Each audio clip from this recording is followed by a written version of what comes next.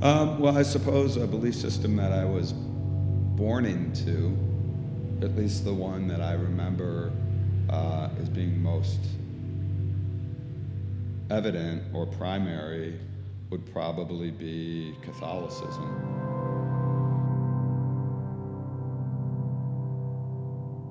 I was raised Catholic. Both of my parents were very active in the Catholic Church. In my family, my mom was Catholic and my dad's side of the family was Lutheran. I grew up Lutheran, evangelical Lutheran, Missouri-centered. So my dad is from a lineage of Lutheran ministers. My dad is actually a retired Presbyterian pastor, and so I was a pastor's son growing up. I had parents who were like super Southern Baptists. That took me to a foreign country where we were heavily immersed in like Roman Catholicism. I was born Jewish. My mother's Jewish, my father's Catholic. My mother was a Christian. My father was a Baha'i. So I was born into a religious group my parents had joined called the Children of God.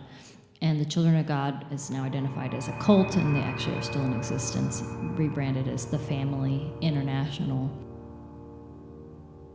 So I grew up Hindu, and it was very much a huge part of my life, pervaded everything from what I ate to what I thought to how I prayed. Being religious in the household was something that was at the forefront of every sort of daily life and activity. I was baptized and confirmed. I went to Sunday school. I had a whole drawer in my room called the Jesus drawer, and it just had different kinds of memorabilia, little statuettes. I've been collecting religious relics and icons and tableaus and for a long time.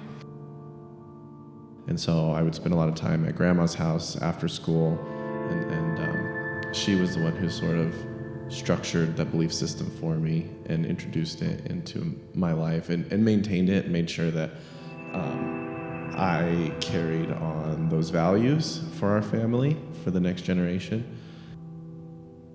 My grandfather, a German grandfather, started taking me to church with him when I was 2. I would go to Mass with my grandmother after going to service with my grandfather. But my mother's contract with my father was that any children would be brought up Lutheran. My grandmother's father, my great-grandfather, who was an African Methodist Episcopal minister. So my father grew up from a young age in the South, driving my great-grandfather around. He was, traveling from church to church. My father grew up knowing the Bible really well. He liked to, when we would get Jehovah's Witnesses or Mormon missionaries coming to the door, he liked to debate to show them that he knew the Bible better than they did, and yet was not a believer. At some point, while my mom was looking after us, she didn't really work. The Jehovah's Witnesses got to her, knocking on the door in the middle of the day. A little known fact about me was I was actually a rabid born-again Christian during my college days. My mother used to recite the books of the Old Testament. It's kind of amazing when I got older to realize Catholics didn't know shit. Maybe this is imagined, but I feel like the Catholic Church has a darker side to it, and the Lutheran Church has a lighter side to it. I remember very clearly the first time the Mass was in English. And I said to Nani, "Hey, this is exactly what our minister says. It's no different. Overarching mythicness of Christianity was something that threaded between both places fairly fluid for me. And then the Catholics got hymnals, and they didn't know what to do with them. And I'm in St. Joseph's Roman Catholic Church, and I'm this kid that's belting out. The church is one foundation in Jesus Christ. I knew all the songs because it was all the same. My friend, I'd gone to a couple Bible camps with her, and if I would spend the night on Saturdays, which I often did, we'd all go to church on Sunday. However, in going to a couple of these Christian camps, which are actually, as I understand it, quite pricey, but that I found out years and years later, that the church, they raised money to get me out there, which I think is kind, but also somehow I'm concerned by it. They wanted to ensnare me into that system. You can see those cult systems everywhere. As a small child, the way I suppose I should say, the way I conceptualized the world is out of fear. Fear of damnation, fear of doing the wrong thing, fear of punishment. By the time I was 7, I was very concerned about the notion of sin, about the idea that, I was entering the time that I was supposed to do the First Communion and everything, and you're supposed to start thinking of your sins. And I was like, but I'm a child. How could I sin? I'm innocent according to what the Bible says. And I was a very logical kid, and it didn't make sense to me. And a big part of these camps is that before you leave, at least one night, everybody's got to cry. There's always a crying night. And then at some point, something happens where you're compelled to confess and break you down, but it's really it's groupthink is what it is. Okay, I'm 8 years old or 10 years old. What have I done? Some of my earliest memories were singing on street corners. We were basically evangelical, New Age Christians at that point. A communal movement, back to the land, traditional religious movements, and it had an apocalyptic core message, which was the world's going to end very soon. This is a revolution, and everybody on the outside are systemites. And then, of course, you can reinforce, of course they're saying that because they're systemites. They don't know. The youth pastor who was affiliated with that church, or had a partnership with it, he was a Korean American, but also an immigrant himself, and kind of 1.5 generation, and he was just very fixed. So he would always say to all of us, don't be of the world, don't listen to music, that's not of God's calling, don't pollute yourself with these books or film that are problems. So I found this group of kids when I was 13, and one's father was the pastor of the Baptist church, and I joined this youth group, and it was wonderful because I had all these friends, and we embraced Jesus, and I decided to willfully, in the Baptist faith, you choose to be baptized around age 13. So I decided I wanted to be baptized into this faith. My mother did not go to church. She didn't want anything to do with it. She didn't want to tell me why, and I actually got it pretty hard from my friend's father, who was the pastor. He sat me down privately in his office and was telling me my mother was going to go to hell because she wouldn't go to church, and that God wasn't going to accept her into heaven unless she chose to practice Christianity, which really, frankly, looking in retrospect, just sucked. It's really pretty intense way to try to get a kid to get their parent to go to church. Everybody has a lot to say about what's going to happen after death, but none of us have been there. A Christian and a Baha'i have a conversation, and the Baha'i says, "You're a Christian, that's fantastic, I'll see you at the top." And the Christian says, "Well, maybe not, my friend." The Sunday school teacher at one point said, well, animals don't go to heaven. And the only thing I knew I felt love for was my animals. The only thing I could identify that I felt love for was animals. And then I thought, well, heaven's bullshit. This is bullshit. Like, if you tell me that all the people I love are in heaven and I will see them again after they've died, and my animals aren't there, that's a lie. That's bullshit. It doesn't exist. So at that point in time, I realized, I don't think church was for me.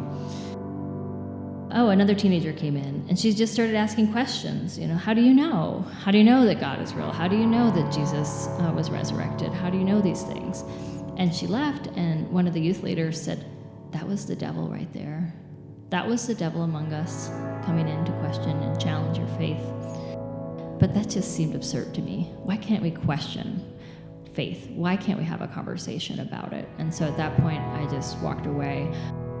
It's the shaping that's interesting to me, how religion shapes people's thinking. Even as I practiced Hinduism, I questioned what I was doing. I think the extremism of many religions right now is grotesque. So I remember feeling really at a loss with my faith community, especially because a couple of them did this thing where they found some guy who was street homeless, took him into their apartment, cleaned him up, and then made him accept Jesus Christ. And I'm sure over a period of 2 or 3 days of just finally being treated like a normal human being, he was sure, whatever you need me to say, and then promptly bought him a bus ticket out of town. And that was their solution. That's how they changed this man's life. And that just felt really irresponsible and harmful. And I abandoned that once I left college. As I got a bit older, into middle school, junior high, I started having a lot of reservations about that belief system, primarily because it seemed as though the practitioners of that faith, including my father, didn't necessarily live by the credos which they promoted, and in fact, in most cases, were antithetical to them. In high school, my parents let me choose whether or not I wanted to continue attending church, and I chose not to. I grew up thinking there was a choice in this matter. When I became aware of my kind of belief systems within my family, my father had rejected all that. My father, I think, felt like it had been forced on him from a young age, and as part of being mature, stopped going to church, stopped believing in God. Even if you were raised in that, you kind of rebel at a certain point and become atheist or agnostic. Exploring other ways of finding value in life and circled back to my upbringing in Christianity. I often wonder if sometimes I'll become more religious, because I'm not very religious now. Chose to start attending church again as an adult and following Christianity, and that has been a very impactful choice in my life for sure. I think that's where I kind of had my rebellion, I suppose. I didn't become a believer, but I became maybe as someone who was curious about those who believed, who was willing to see that there could be some beauty or some, beauty probably is the word that people drew from their religion. I'm open to people's experiences within any religion being fulfilling. I have met over the course of my life people I think really are religious, and they are not hypocritical about it, but they're very open about it and very graceful and gracious about it. I mean, I'm loath to tell people as an adult that I grew up in a Catholic family. It's embarrassing to me. Even though I had no choice in that, I had no say in that. I certainly would never tell anyone that I was raised Catholic openly. Well, I guess I'm doing that right here, so that's bullshit. My mother always told us, you're not better than anybody and nobody's better than you. And a Baha'i believes all prophets, are from the same God. Everything is just as much God as anything else. You, me, trees, birds, it's all the same thing, waiting to fully re-exist as self-identity. I really believe we're all different versions of the same sort of universal consciousness. He told me he believed that in the very beginning there was one thing that had self-realization, and that's what blew up, and that's what created everything. I mean, it's in my opinion, a beautiful faith, and it's also not for me. It's an interesting thing because I don't view religion positively, but my experience in religion was not a negative thing. Just close your eyes, become aware of your body, feel something inside deeply. Bring a sense of sacredness, of reverence to it. There was not a single attempt of any sort on my parents' part to instill in me systems of belief at all. Zero. Sure, I'm Catholic, but there's a bigger world out there and there's more to think about.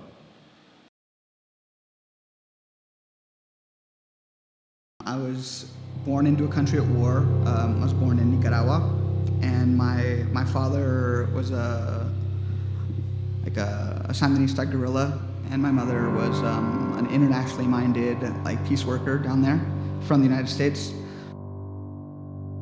Growing up in Virginia, my education was very colonialist. And even though slavery was discussed, there was really no sense of it as a human injustice or something that was a stain on the nation's fabric or soil. I was only ever taught from the perspective of Western Enlightenment. I was always, throughout my childhood, reinforced through my parents' kind of indoctrination, fiercely anti-American and fiercely critical of the United States, the way that it behaves itself internationally. I think I did my first research project on the CIA's dirty wars when I was in 4th grade. I was in Cairo after 9/11, so in Cairo throughout a lot of the beginnings of the war on terror. And I think what I had to face there was the sense that the Americans were out to destroy the Middle East. The Americans far away back home probably had no idea of what American power means in much of the rest of the world. And so I always kind of enjoyed having that knowledge, this knowledge that a lot of people didn't really, know anything about, or two, accept as the truth. And it was like that for a very long time throughout high school, very critical of this country, very critical of the people in this country, the kind of herd mentality, and just it seemed like everybody had blinders on, where everyone talks about freedom and democracy and the United States promoting liberty, and meanwhile I just am thinking about all these countries that this nation has screwed over and murdered people in and disappeared people in, and all this trauma that we kind of export. My grandparents were Russian Jews. My dad convinced my mom that they had to hide our Jewishness, the kids' Jewishness, because it would ruin our lives. What I sensed, though nobody ever said anything, I think they were somewhat embarrassed there was no teaching of the heritage of Judaism or something. I think they were people who felt that their background made them somewhat at risk or vulnerable. And she had spent her entire life hiding this because she'd been told to for her safety, and she was legitimately terrified. I think they just didn't talk about it, and they didn't evidence it. There's a part of my family, very dark, of which I take after more. And I kind of felt in relationship specifically to my father that he felt maybe that I compromised him somehow by telegraphing my ethnicity more. Even though I wasn't raised Jewish, my grandmother was a walking, talking stereotype. I'm a Jew by everybody else's standards, and that's the interesting thing about identity. I could have easily chosen to ignore my Jewish identity, but I would still be a Jew to the people that hated me.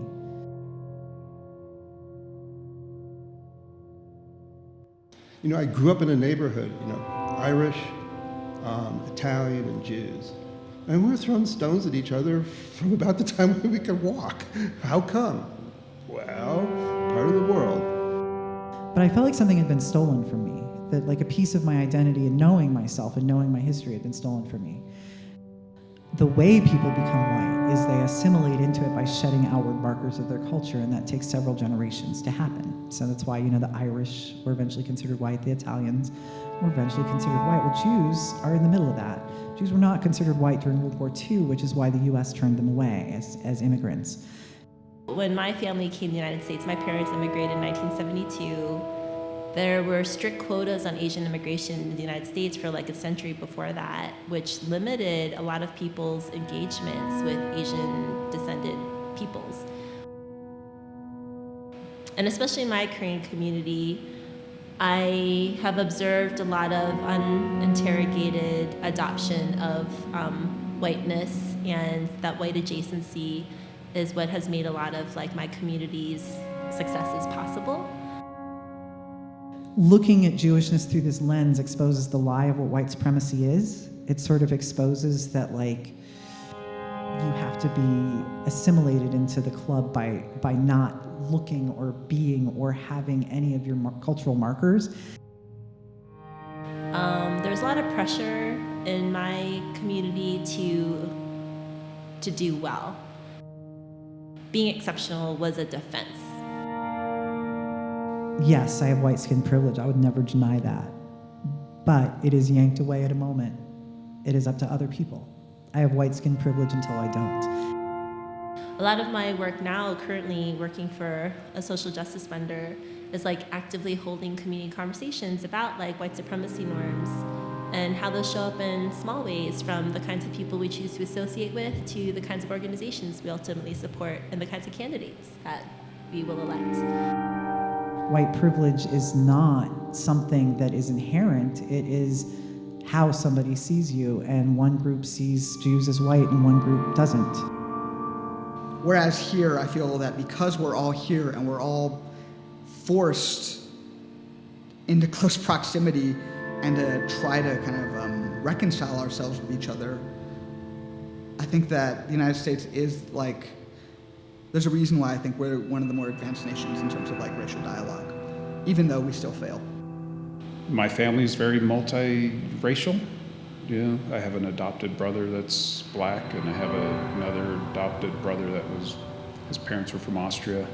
I actually believe that one of the ways to fight racism is that white people need to stop calling themselves white and re-embrace their cultures and not identify with something that they can't be proud of, because I think part of it is that all of us have had this theft of our culture by older generations who just wanted to survive, so they had to assimilate. I never shed Hinduism for another religious belief system. I think, if anything, I'm a follower of knowledge and history and learning. I did, I suppose, for many years, subscribe to intellectualism. I've soured on institutionalized intellectualism. He was very concerned that if I got a liberal arts education, or any sort of education, that I was going to become an atheist. I mean, I graduated from college as a college scholar in American Studies, which is about as generalist as you can get. Because I just love learning all this different stuff, and I never wanted to focus on any one thing. And at heart, I think embedded in that kind of like overwork and achievement was a deep classism. One of the benefits of being from a diaspora is that all of those taboos about caste were erased in a way.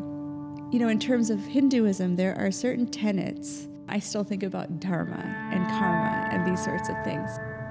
My older self really sort of gravitated towards Santeria or karma, or actually maybe a blend of both of them that I've created in my own mind. Like these ideas where there's a causality to every action. As a pagan, I believe in magic, and what I believe magic is the ability to shift your own consciousness at will. Self-mastery, it's self-mastery is the goal of a lot of different spiritual traditions. There is this little town that nobody knows about, and it's the new epicenters of sex, drugs, and rock and roll. So I got a ride on the ride board at Columbia and moved to Boulder. So I was sitting in a bookstore in Boulder, Colorado, and probably looking at books about witches and all sorts of esoteric alchemy and all this mystical, powerful, mysterious stuff. And I'm sitting there on the floor in the bookstore, and literally a book from a higher shelf fell out and hit me in the head. But that book, it was my introduction actually to Carl Jung. It was the 70s, so it was very much hippie Jesus. It was very repressive sexually, but that also had a lot to do with growing up Hispanic. I was born into a belief system about a gender binary. My mother and father are both visual artists. I quite frankly grew up in a beautiful, wonderful, loving household that was adorned with images and sculptures of my mother and my father copulating.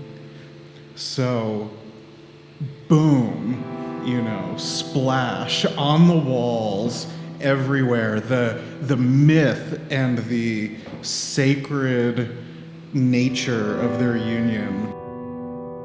I think I always knew what my sexuality was. I was always checking out the boys in the Speedos from a very young age. We didn't really discuss homosexuality because that was sexuality. So there wasn't a condemnation of it, there wasn't a recognition of it, there wasn't an acceptance of it.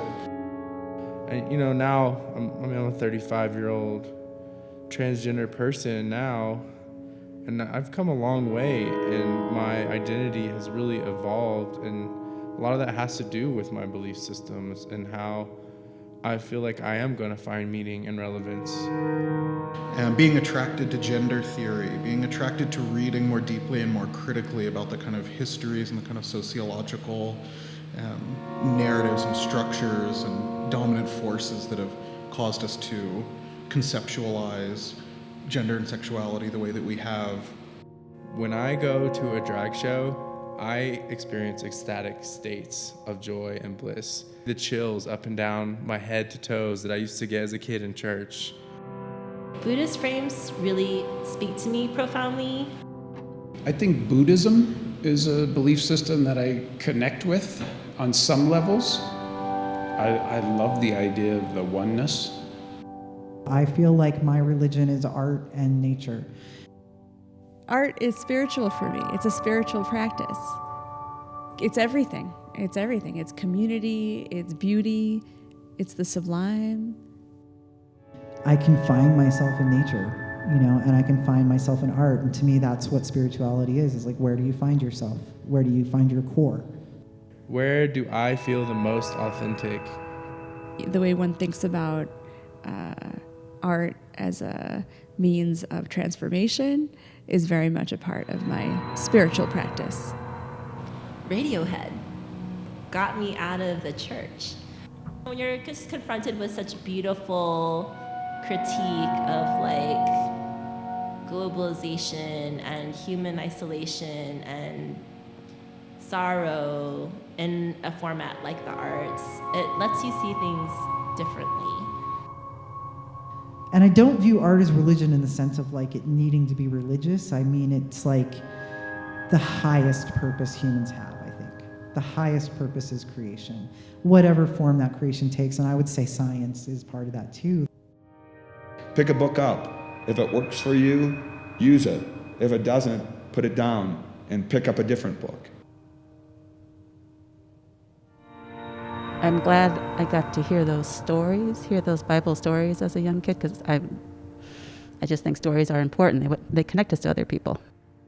I've been able to get some sense of stories from Hinduism, stories from Islam, and maybe I want my daughter to have that love story. We're gathering in a place with shared values and shared, interest. And we're celebrating what makes us who we are, like what more could you ask?